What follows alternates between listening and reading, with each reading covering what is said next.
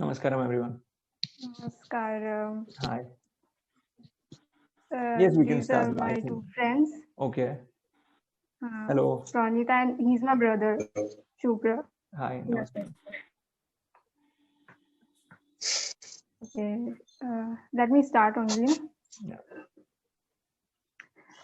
Hello, everyone. We, the team members of Samskara, would like to welcome our today's guest of honor, Shri Ninad Purani, sir. He is an architect, had completed his Bachelor's of Architect in 2017. Then he went to Canada for his further studies and did two post-graduation programs, Green Architecture and Sustainable Business Management. He is currently working on developing a permaculture farm which would encourage farmers and urban people to connect to nature, natural farming and tree plantation. He's also have a YouTube channel which aims at bringing the lost science and ways of our Indian culture to the world. Thank you so much for coming Thank on our you. podcast.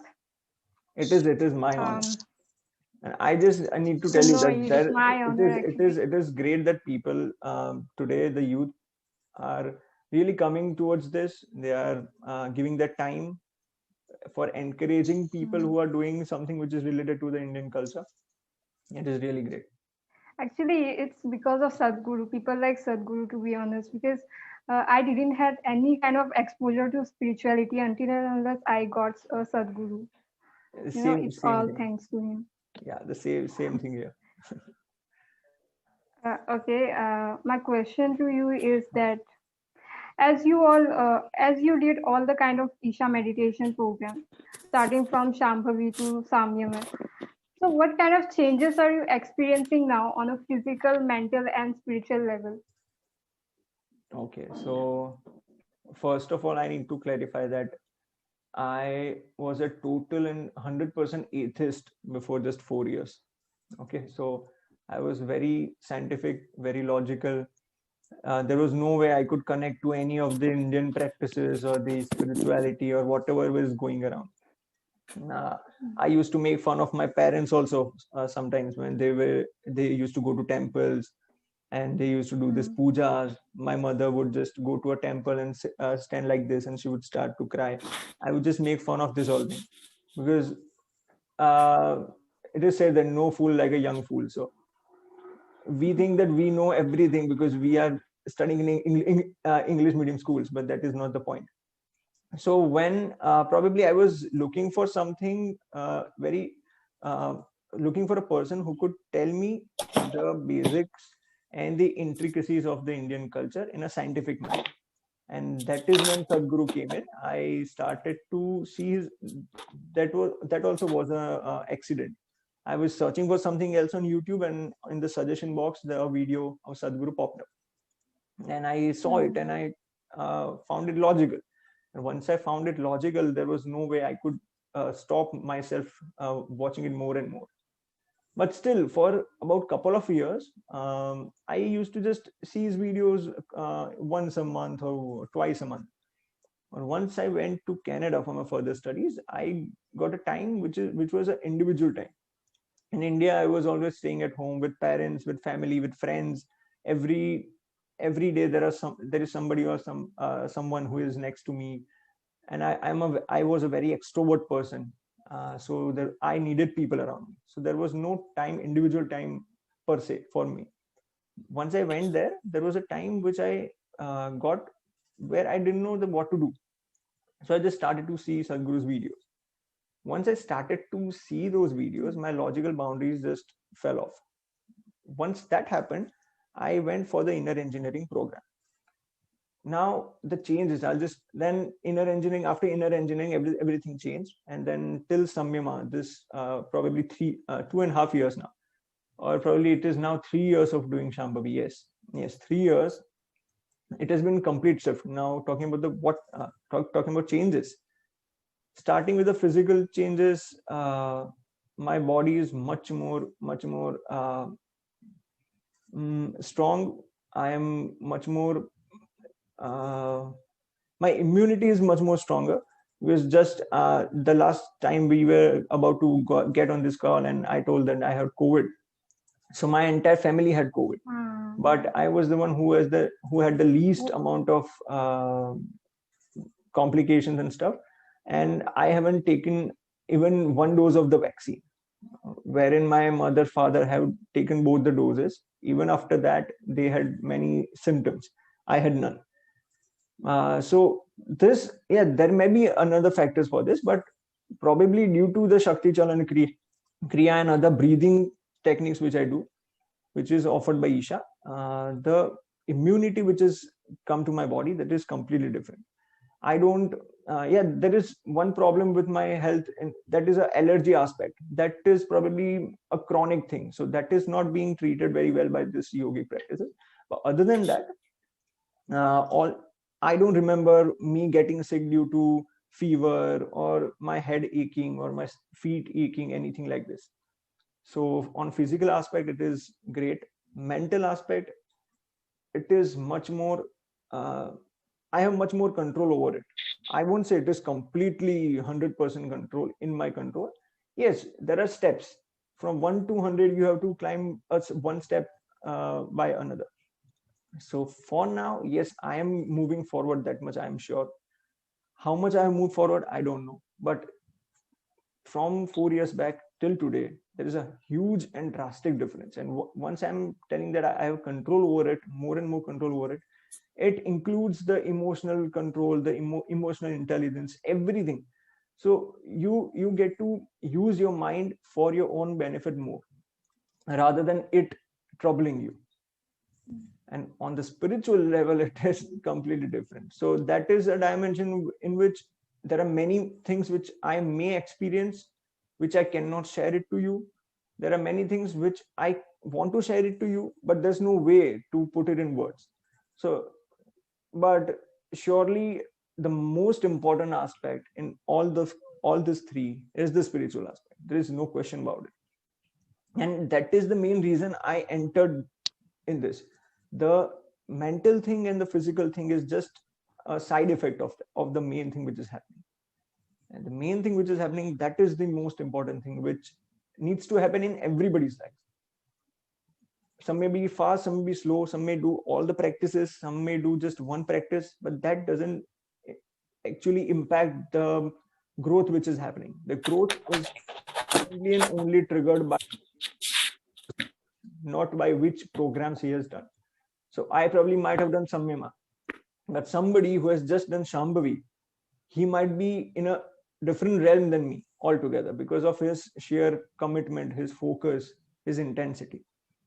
So the main dimension is that, and because of that, the seeking for the truth, or you getting to know what is the core of your own being, you just touch some minuscule aspects. You don't get to know what it is, but you surely know, you will definitely experience that there is something more than this what you see around. Okay. So next question. Yeah. Namaste.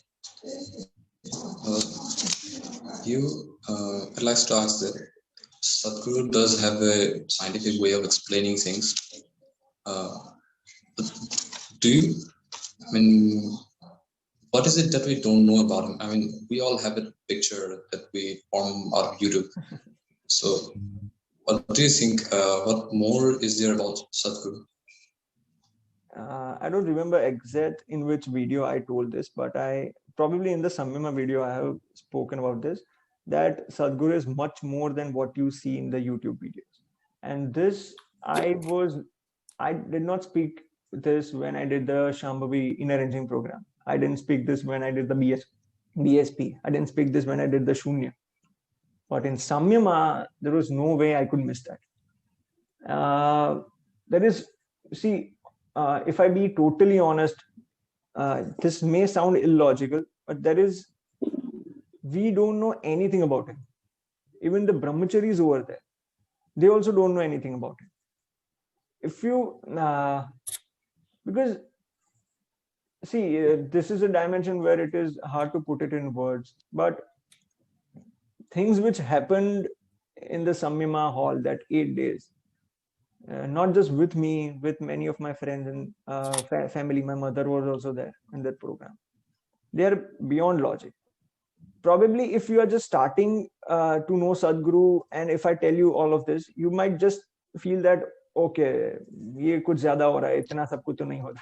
So I don't want to push people who are just starting to look at Sadhguru to that point that they will just say, oh, yeah, this is just like somebody saying that he is God or something. No, I'm not telling that he is a God or something. No, he is a human being, and that is the most important thing, that we being human beings, we can also reach to that level which he is. So that is the main thing. He many times speaks about this, that Shiva is his partner. Now this statement might sound very vague and unbelievable, that what is it speaking, but I'll just tell you in one phrase. This is the maximum I can tell you, that I experienced this one statement in the Samima program. So there is much, much more to him than we can ever know. Ever know. Yeah. Sorry, I cannot tell you more about that, because that is not right in the part of me, and not right thing to do with the Isha programs also. So to speak about the experiences, probably if we were personally meeting, I would have told you more, but this being going to get published, I cannot speak more about that. Actually, my brother, uses always logic, science in everything. I was the same brother, and I'm still the same. See, if you see my subscribe list in my YouTube channel, there will be PBS Studios who talks about galaxies and this and that and many other scientific things. I'm a fan of physics, still I am, but there came a point when I realized that yes, this all is important when you are just focused on the physical realm. But when we are talking about a completely different dimension, this things doesn't stand a chance, because that is completely different thing. Like for example, how classical physics and even quantum physics fails to explain the concept of black holes and what happens beyond that. There are speculations and speculation. So this is just like that. They are not able to explain dark matter and dark energy.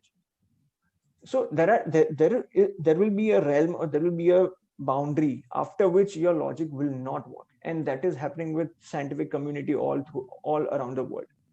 And as much as they want to know, they are as Sadhguru says, that the scientific community is trying to explore more, but as they're exploring more, they are getting more confused about the entire cosmos.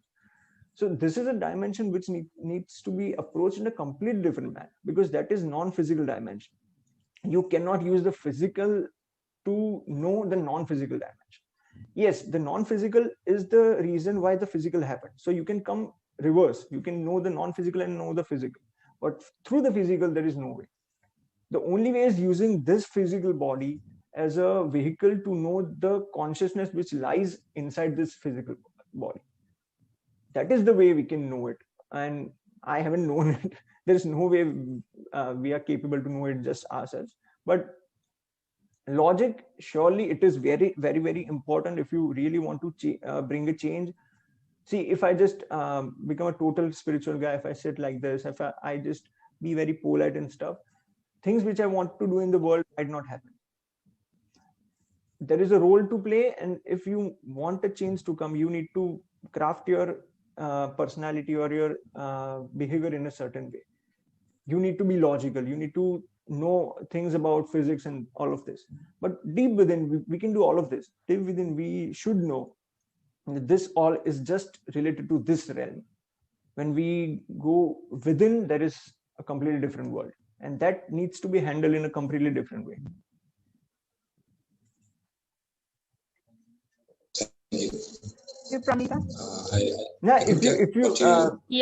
Brother, if you have any other question, you can just ask me. That's fine. No, I think I got my answer. I mean, spirituality and the real world is completely better. I mean, it's completely different. There are two realms of their own. Yeah. Okay, so I got it. Through spirituality, you can surely enhance the way your physicality is, but we can never go round way. Okay, So with logic, we can never know that, but by knowing that, we can know everything which is logic. So if we take the hello, am I audible? Yes. Yeah. So if we take the examples of our ancient architecture, it was so well built. Yeah. For example, the Harappa civilization or our ancient monuments. In spite of having this, we follow the monuments built by the invaders, and also now the architecture is totally tapped. Yeah.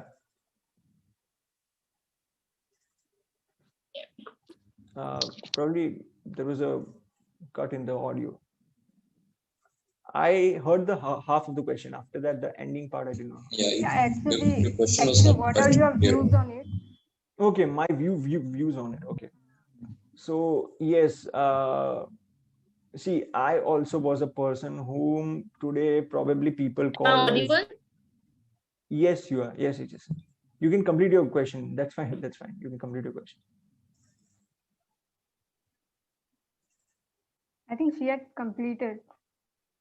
Okay, then I'll just. Her question is not heard. I mean, it's not clear. Her voice got cut off. Give her time. That's fine. Give her time. Let her complete the question.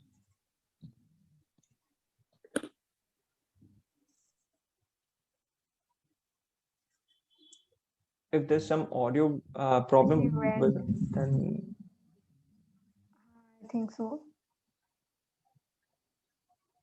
Okay, you just can tell Yeah. about your views on the historical architecture and modern. Yeah. So if you are just asking about the architecture part, surely see, the first thing which I will like to tell you that only from the ancient temples to the architecture which happened after the Mughals came or after the British came, everything was constructed by people who are residing in this country. So if it is the Khajuraho temples, if it is the Hampi, or if it is the Taj Mahal, it was made by people who are Indian, or probably if you would like to call it, who are Hindus, because whenever Mughals came in, they did not bring in people who were craftsmen and who were builders and stuff. Okay, yes, there were some different sculptures and who came during the Taj Mahal era at that time, but the main construction and the design was done by the Hindus. But yes, it was used, that talent was used to construct something completely different. Here people were used to construct temples out of their devotion and stuff, and they were forced to construct something of another faith.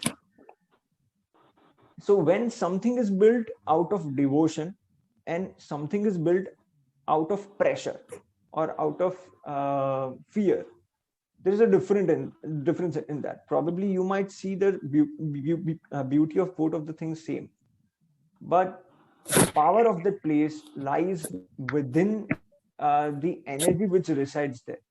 When we talk about temples, the center, probably you all know this, that temples were made as epicenters of energy. Specific energy were consecrated over there. They were what we call as prana pratishtha was done, which made the temple as a very effective and a very energetic place, which would benefit people who are staying around or whoever comes in that periphery. So one thing is made purely for the purpose of spiritual growth or physical or mental growth. Another place, it is just probably done to just show off that how rich they are. Right. So there is no comparison. See, I will tell you about this experience which I had. Probably this might offend many of the people. What I felt just 5-6 months ago. I have decided that I'm never going to enter any building, any piece of architecture or art which is done by Mughals. I made this decision. This might sound orthodox, this might sound conservative to many people, but there is a reason behind this. So 6 months back, I went to Udaipur. The first wave of COVID was over, and I and my friends needed a vacation kind of thing. So for 3 days from Gujarat, I went to Udaipur, which is in Rajasthan. Now in Udaipur, I have visited Udaipur many a times, but something which I hadn't done was that there is a fort, India's largest fort named Chittorgarh Fort in near Udaipur. It is 2.5 hours distance from there. So once we went there, I and my friends, so there is a story of that. We all have heard about that movie which is known as Padmavat, and in that the fort which is showed, that is the Chittorgarh Fort, and where the 10,000 women burned themselves alive, which is known as Johar, was done in that Chittorgarh Fort, and there is this place where this thing happened. So during that trip, what happened was that I went there. The entire fort is taken over by the Archaeological Survey of India. Okay, and everything is done. The temples are run by them and everything. The guide is taking us. If you just look around, all the temples, all the sculptures, we cannot get the full picture. It is such a big fort. There are so many, hundreds of temples in it, hundreds of buildings. It is not just one building. There is a whole complex. If you look at any wall, any sculpted wall, any temple would be either broken, or any of the gods' images would be broken. If there would be any images of say horses or elephants or something, sculptures like that, they did not hurt that, because that was okay. But if there were any sculptures of naked women, because that is very, very common in our culture, that many temples had portraits of women, because there in our apsaras and different things, they were not meant to be covered in clothes. They deliberately have broken, the invaders have deliberately broken the private parts of each and every, specifically the female sculptures. They've broken the private parts. Any god, they specifically broken the god ones. And the most important thing, when I went to that place, the guide took us to the place where 10,000 the women burned themselves alive, just to save themselves from the brutality which would happen to them if the invaders took hold of their own body. So when I went there, there's a whole plain. They have just covered the entire, there was a huge step well where this happened. They've covered it with sand and clay now. There's a huge lawn over there. I just went and walked in that place. The amount of pain, sadness, and the whole energy, the ambience of the whole ground was such that I could not come out of it for about 1 hour. I was just sitting quietly. I was completely blown away. There are no words to describe that. It was not logical that, okay, here this happened, so I'll just feel sad. The whole atmosphere of that place, the whole energy was so saddening.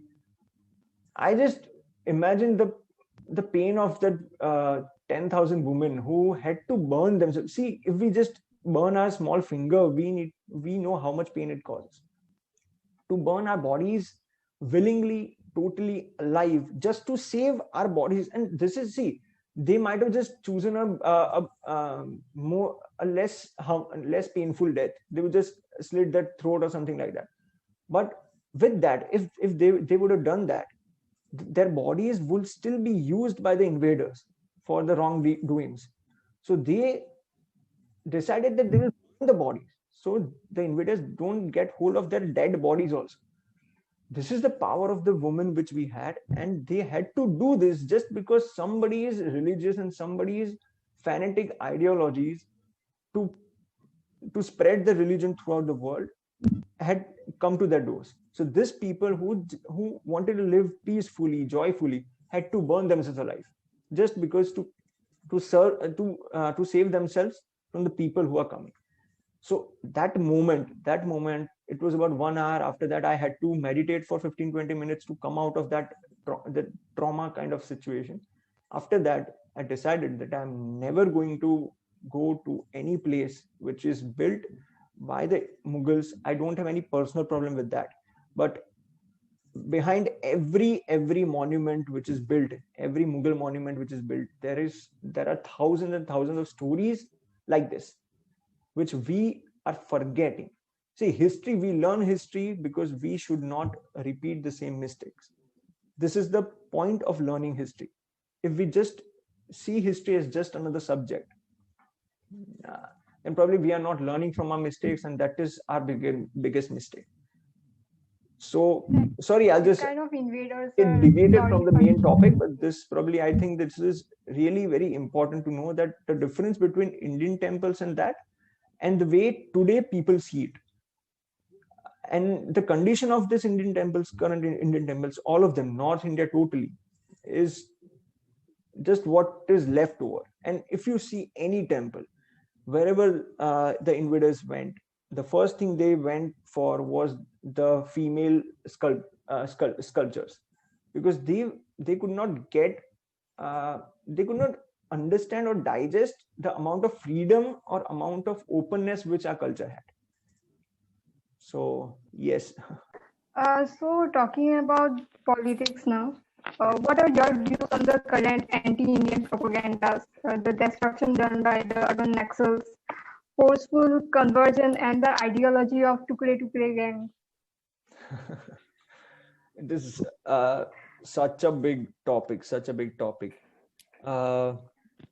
there was one person with me in the Samyama program 2020. I didn't know that he is also with me in the program. There were about 3,500 participants. Today he is the founder of the channel String. Probably all of you know that. Yeah, we know that. So he's a superstar now. Sorry? He's a superstar now. Yeah, he is. So the reason why I brought him here is that during Samyama, at the end, there was something which Sadhguru told us. It was a very basic idea. The first thing he told us is that there is a lot of negativity in the world. This is something which was shared to just the Samyama people, but I'm sharing it to you. There is a lot of negativity which is happening in the world, and all of this negativity is funded. See, nothing which is happening currently, whatever you see, is happening organically. Okay, everything is well planned, and it is happening because somebody wants it to happen. To counter this, there is no other way than to put your own point or your own culture in a good frame. The reason behind forming a YouTube channel, I'm talking about myself, and the same thing might have happened with Vinod and Nawaj. He probably chose a purely political zone to work on this direction. I chose something which is not negative, but to push the positives of our culture, so that youth of our culture should know what they have inherited and what they have to carry on. So that was probably two different things, but the main purpose which we had and which was told by Sadhguru is that just push the positives which we have to the world. Don't try to fight these negatives, okay, because they are funded. You are not funded. So you will have to give your time and energy for that. They are getting paid for that. So their time and energy is getting rewarded. So they are doing it. They don't have any integrity. So they get sold to anybody. If, for example, you give them some money, they will tweet for you. So these are such people, okay? Most of them. Some people whom we call urban naxals, most of them urban naxals, all are like this. They are just paid for doing this. And who is paying them? See, this is a very huge topic, but to just brief out, there are three powers. There's three things which are troubling India. And this is a very logical thing, that when a country is capable and potential to grow to a height that it will become a superpower, so anybody who is in that race will try everything possible to break that country.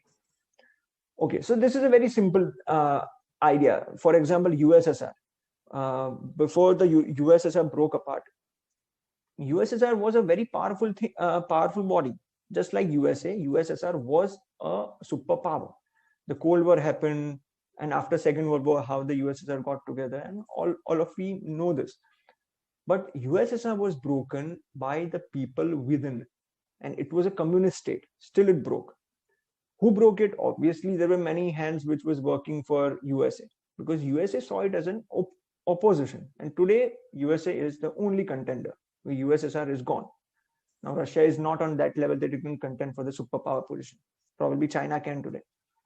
So when India has the potential, and when this countries, every country comes in this. See, not just Islamic countries, not just communist China, USA, Russia, everybody is behind. Anybody who sees India going forward and being a bad deal for themselves, they are behind breaking India. Now, there are three main forces. One is the communist people, the leftists, whom we call. They are funded by China. Okay, Chinese people fund them, and probably there's just one example to tell you that how this leftist people are dedicated and devoted to China. When the 1962 Indo-China war happened, the Communist Party of India was the second largest party of India after the Indian National Congress in 1962. There were posters in the entire country, posted in every street by the Communist Party of India, saying that do not donate your blood for the Indian soldiers. We stand with China. So you are dealing with these people. This was in 1962. After that, in 1970s, the first part of the decade, due to the lack of seats in Indira Gandhi's government, she gave a huge part of her seats just to get to in power. She had to take the support of communists, and in that they took over every institution which was important for India, the education, each and every bureaucracy, and every important aspect was taken over by the communists. And due to that, today the power they hold, today BJP is in the power. But the media, the social media, the bureaucracy, the international media, all works just for these people. And Communist Party of India don't even get 1% of the votes in India. But still, look at the power. Because they have been implanted in the system so badly in the last 40 years that there is no way you can take them out. So they are funded by China. China is obviously the biggest sees India as the biggest competition, not USA. It sees India as the biggest competition. Okay. So first is that. The second comes the missionaries and the Christian backing stuff. See, in the West, people have reduced going in churches. When you look at the Western countries, the youth over there, they are more towards drugs and this and that, living the life in the Western and more modern terms, rather than going to the church or praying there or getting some life lessons from the father or some priest or some in the church. So, and when you conduct a religion as a goal, as a project, and you want to just expand it, then obviously, if you are selling a product, you will obviously go to a place where there are more customers. India's population is a customer base. You need to see this. For the people who just want to convert and increase their numbers, for them, entry in China is not possible. So the second best option they get is India. And in India, there is poverty, which supports them for the conversion business. So the second important thing is this conversion business happening and the funding which comes from the Christian states. Every Christian country, and this all is managed by top churches in the world. Okay, huge people are behind it, starting from George Soros to many other names. So the second point is this. The third and probably the most visible enemy is the radical Islamists. So there are about 50 plus countries which are totally 100% Islamist, who are not democracies themselves, who work on Sharia law. They fund people to tweet about India not being democratic. So this is the narrative which we are dealing with. So the same thing here also. Here the goal is to convert the entire world into their one faith, and for that, whatever needs to happen, they will do it. And here in this specific segment, you do not need money to pay people to do things. Here, just the fear of one book can do it. This is the only aspect where there's no money aspect, money point involved in brainwashing people. Yes, money is used for getting guns and other things, for weaponaries and to buy people. But here, money is not given to people to get radical, because the entire movement, each and every person is being trained to go to a point where probably they might not take on weapons in their hands and go for a revolt, but they will never speak for the atrocities which is happening to other people who believe in another faith. How many Muslims in this country stood for whatever is happening in Bengal today? You are near West Bengal than me. You know what is happening more than me. How many Muslims stood for it? But look at how many Hindus stood for the CAA, the anti-CAA protest, which is a big chaos. There is nothing like that. Actually, in Assam means you have to see all the roads. People were like animals. How they were protesting now, you just have to see that scenario. See, I come from a place just 30 kilometers far from Godhra, the most famous name. So I know what things happen. The third aspect, as much as we know, nobody knows how the third aspect works. The second aspect and the first aspect, these are things which I also came to know after extensive research since the last 2 years. This is, see, the thing is, once you brainwash people from their childhood, which has happened to the entire population of India.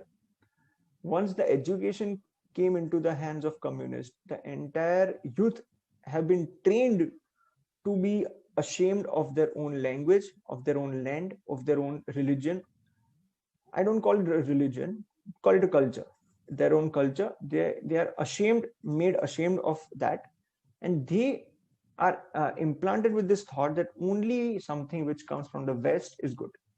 Your clothes, your brands, your toothpaste, your everything, you just name it. Everything which is coming from the West is good. Anything which is coming, currently the debate of this Baba Ramdev, which is going on. The way people have poured out funds just to downgrade Ayurveda. Defame Ayurveda. See, he is just one point. They are focusing on Ayurveda, that once this science should go. People should get this straight, that Ayurveda is a bunkers science. There is nothing like that. They just want to put this propaganda around. So this is how they work. There was a time where I used to feel so very, very bad about these things. I used to cry. I used to feel sad about this thing. But after some time, probably after Samyama only, I have quite understood that this is how it works. The only way you can counter this ideologies, all of these three ideologies, who are their only and only goal of all these three is to completely wipe out Hinduism from this world. Their only goal is that. And for that, them being different ideologies themselves are joining hands. कि पहले इसको खत्म करते हैं, फिर अपने अंदर देख लेंगे. So this is how they are working. So now it is three opposed by just few of us, like you and me. Because हम में से भी काफी लोग उस साइड चले गए. So पांडव कम ही है, कौरव ज्यादा है. और हमारे पास अभी श्री कृष्ण नहीं है, प्रॉब्लम वो. So it is hard, but we all need to do what we can do, best of our capabilities, to portray the good aspects of our culture, the things which today's youth should know. If they know it, they might know that, okay, there is something more to this. Because we all have been to that through that stage. And then probably somebody told us and we were more open to understand this. Okay, there is something more to it. Most people might not be that open. So there must be enough people speaking about it so that there is a counter narrative which is created. I think there is less of awareness about all these things, because if you see, most of the Indian people are like very average. I mean, their income is very average, so that they don't have so much of exposure to it. And nowadays, social media is like, मतलब घाव पे नमक छिड़कने वाला काम कर रहा है. जो ट्रेंड आ रहा है वही मतलब लोग फॉलो करेंगे. अगर अभी बाबा रामदेव को डिफेम करे तो लोग वही उसी ट्रेंड को फॉलो करेगी ना. See, this is as Vivek Agnihotri quotes it brilliantly, it is war of narratives. See, in this world, currently in this digital world, something which really sells is narratives. And here is something where we fail, where we, as in the RSS or the BJP or the right wingers, we don't know how to make narratives. We don't know how to use people to push something which is really good. People are using people to push something which is really very bad, okay? And they are managing it greatly. उनसे वो तो सीखना पड़ेगा. See, something which we need to appreciate of the leftist and the this whole left gang is that they are really very effective in whatever they need to do. Here you cannot clear one single street which has been occupied by people for 104 days, which is named Shaheen Bagh. You cannot do one simple thing. You cannot stop the farmers in going to the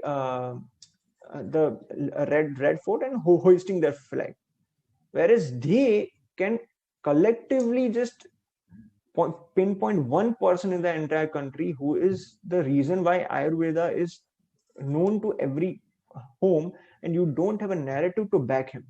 There are few YouTubers making videos in favor of Baba Ramdev. Entire ecosystem on the other side is just defaming Ayurveda in the name of Baba Ramdev. So narrative is a very, very important thing, and here we lack immensely. And I don't know how this will get solved, because I'm not a person who is idealizing a party or organization like RSS or BJP. I am for the main ideology which is of our Indian culture, which promotes the Indian culture. Okay, because this is the only land which holds it. So if we are not able to push this, and if this BJP and RSS are not able to do this nicely, probably I don't know who can. So it is a bad place, but yes, on a good side, there are many. See, after 2014, including you and me, many people have woken up. Also, if I look around my friend circle, there are so many people, probably they are not doing anything to promote the Indian culture, but they know that, okay, there is something much more to it. And whatever is happening in this country, the whole propaganda and this and that, what it is aiming towards, they know this. There are many, the number of people who know this is increasing greatly. So this is a very good point, but this people should convert to people who are really spreading it and creating the narrative. If that doesn't happen, then it is a waste.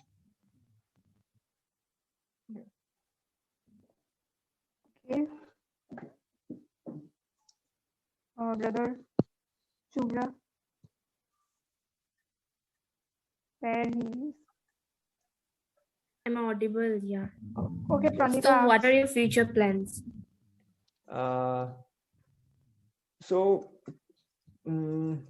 Looking for the next 2 to 3 years, something which I'm planning is, one thing which I have decided that I'm going to do only things which are beneficial for the environment and for the Indian culture. That is one thing which I have decided. I'm not going to do anything else. So one thing which I'm planning to do is that I'm currently working on making a permaculture farm near my place. So permaculture is a concept in which you create a whole jungle-like ecosystem in your farm. So this includes, see, in a jungle there is no one crop. There are thousands of different crops growing together. Okay, below a tree there is a small plant. Below that small plant there is even smaller shrub, and like this everything is well stacked and well. It seems chaotic, but it is well established. So in the same way, permaculture is a way to turn farming into a forest farming kind of thing, and it uses only the natural materials. So here everything is done by the dung and the urine of a cow. The farming, the fertilizers, the pesticides which are made using just cow urine and cow dung and other herbs and shrubs. There is no use of any chemicals and stuff. So one thing which will happen is that with this I'm trying to do is that once I develop my farm, I wish to spread it to farmers first of all, because the condition of farmers in our country is really bad. The way you can work for farmers is not by blocking roads and doing other things. The thing is you need to work on ground for them. You need to give them alternatives. Okay, so with natural farming implemented, I wish to spread that among the local farmers. The second thing is the permaculture concept is a famous concept in the urban population also. So many of the people who stay at urban centers might have some piece of land which they own in a rural place. They can convert that into a permaculture farm. They can have many trees. In just 1 acre you can plant 200-300 trees.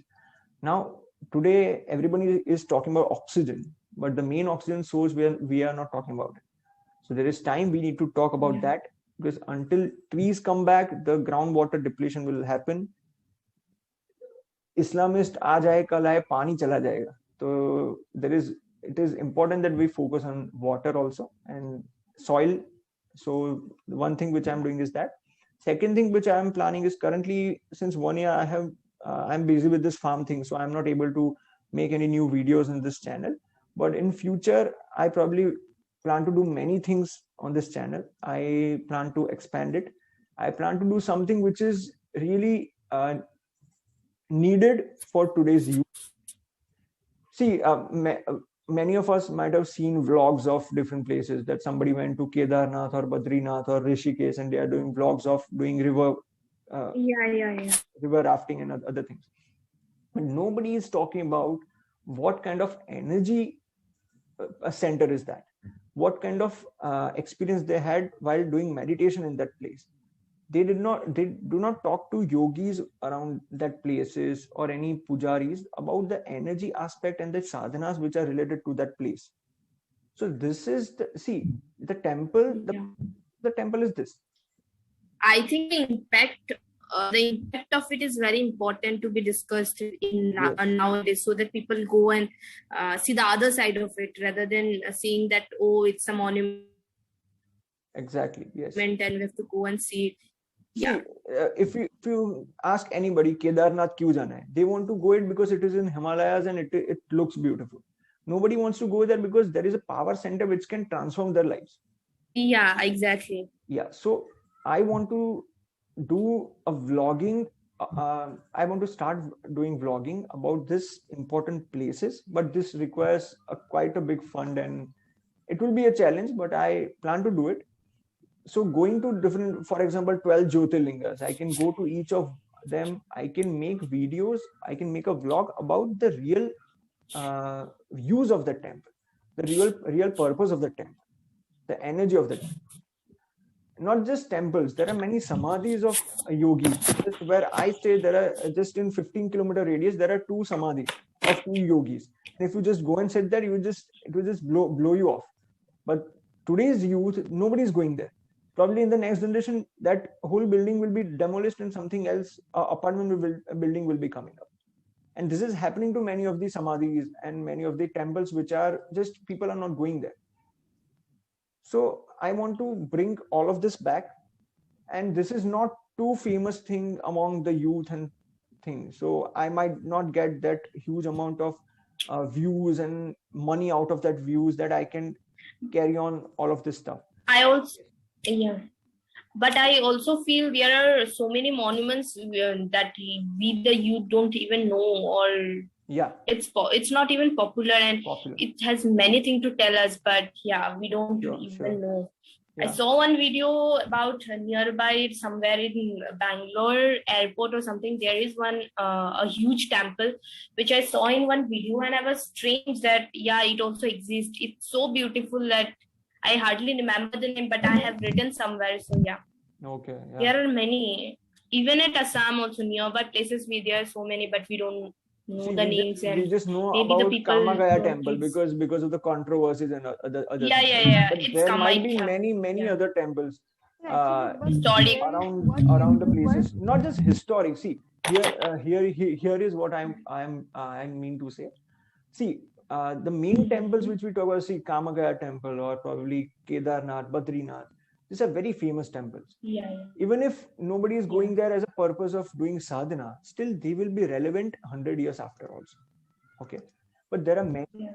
small temples and many powerful temples which are not that famous, but they are really very powerful centers. See, I'm not somebody who can go and sit in a temple and know that okay, this is so powerful and there are this chakras going on, this and that. But yes, I can feel some energy. Okay, even if I am 0.0, Positivity and yeah, 0.0 impact. 1%, there is something to share.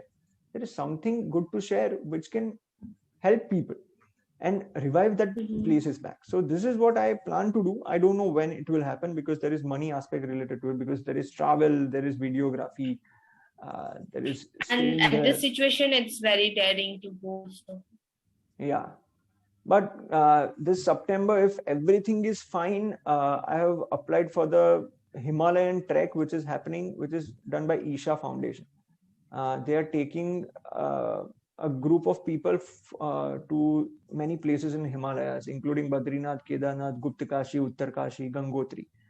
So this is a 11-day trip. If this COVID remains very low, they will probably arrange it, and I have registered for it. So that is the first vlog which I'm probably trying to start with.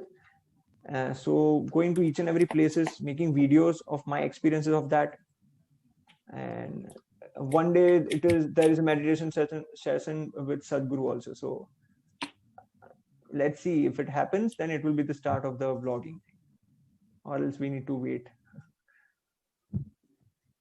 Great. Actually, there is one YouTuber, you know, Ranveer Alabadia. No, I don't.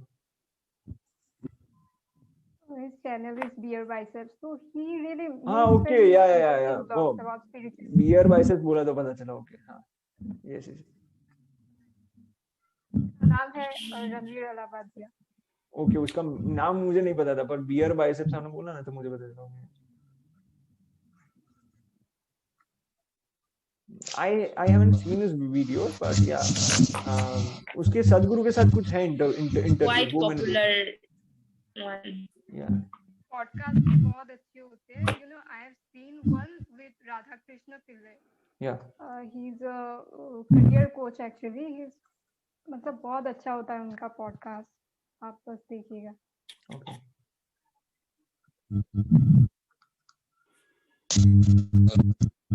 I'd like to ask you. Yeah. You mentioned there is a problem in the audio. I'm sorry, what were you saying? There is something wrong with your audio, brother. You can try speaking slow, just slow pace, so probably I can hear it. Can you hear me now? Yes, I can, but there's disturbance coming in. I don't know. Am I the only person who is getting the disturbance? Actually, type the question. We are also.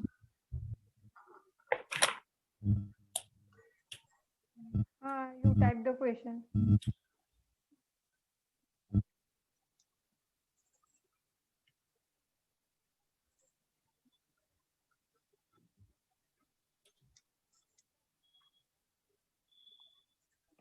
Okay, so let me ask my question.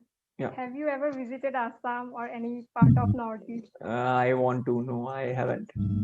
मैं UP में भी नहीं आया शायद. मैं और वो भी बहुत छोटा था तब I went to this Himachal Pradesh and with family, but north I haven't. And I want to.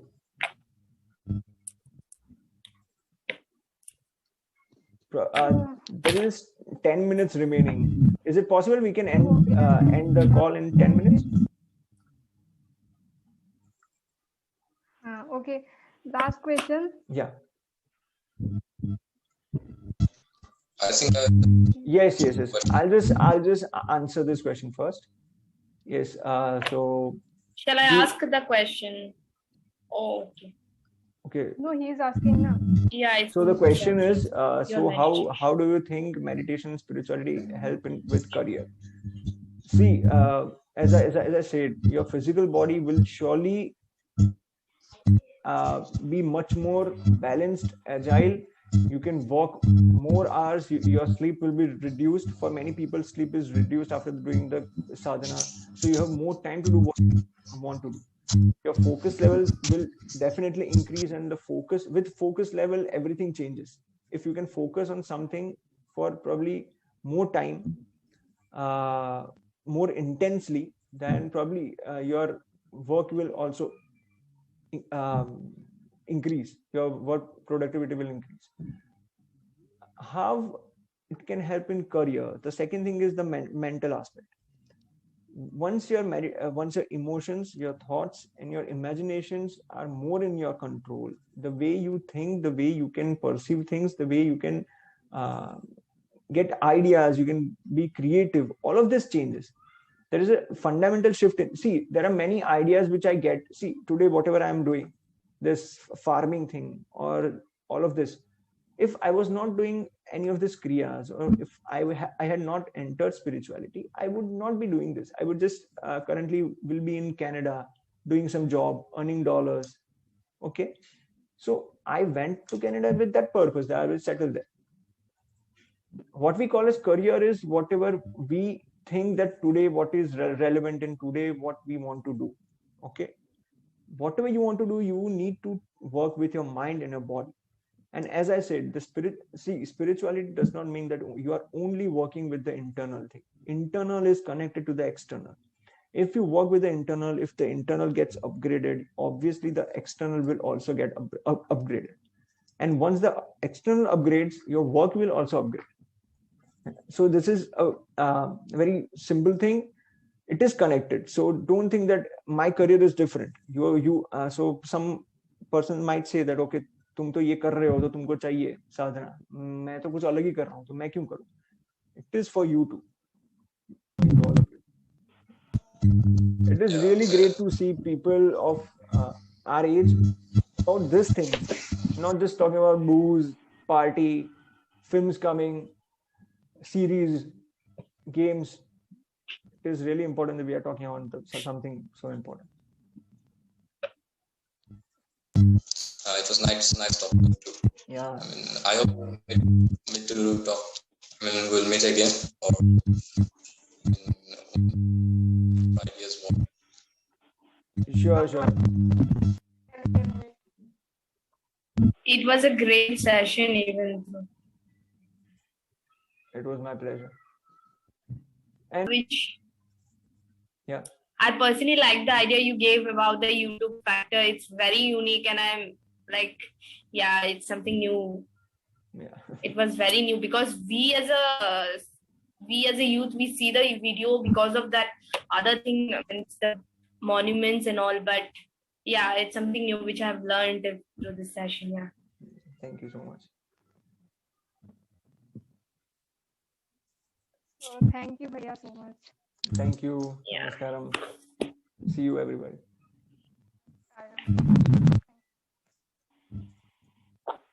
Thank you. See you. Thank you.